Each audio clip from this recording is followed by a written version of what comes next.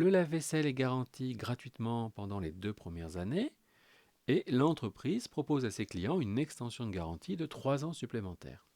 Des études statistiques menées sur des clients qui prennent l'extension de garantie montrent que 11,5% d'entre eux font jouer l'extension de garantie.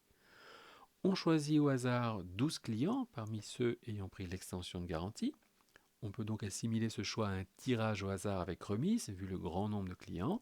Et la question est, quelle est la probabilité qu'exactement 3 de ces clients fassent jouer cette extension de garantie? Donc on nous demande de détailler la démarche en précisant la loi de probabilité utilisée.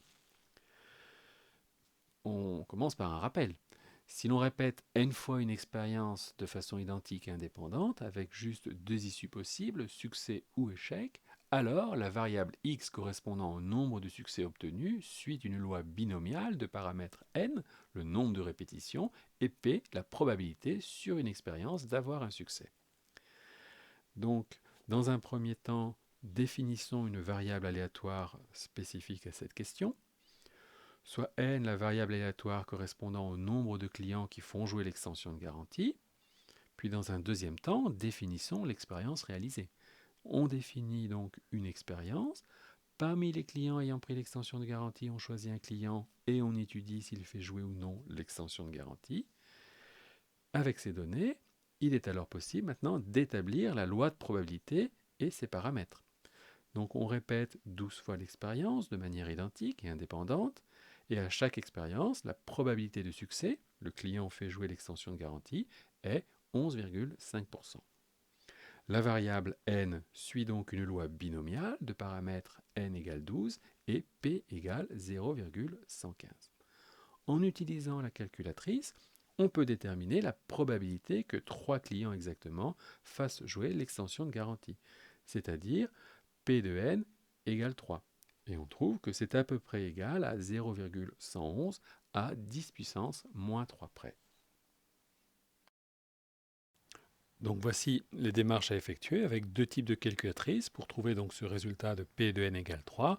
Donc d'une part avec une calculatrice TI de type 83 ou bien avec une Casio de type Graph 35+. Donc n'hésitez pas à utiliser la fonction pause de votre lecteur de vidéo pour bien visualiser les étapes à suivre pour obtenir ce résultat grâce à la calculatrice. Question: quelle est la probabilité qu'au moins 6 de ces clients fassent jouer cette extension de garantie? Ici, on cherche la probabilité que n soit supérieur ou égal à 6. Cela revient à calculer la probabilité pour toutes les valeurs de n entières comprises entre 6 et 12. Cependant, la calculatrice nous permet de calculer P de n inférieur ou égal à une valeur. Il est donc plus judicieux de passer par l'événement contraire.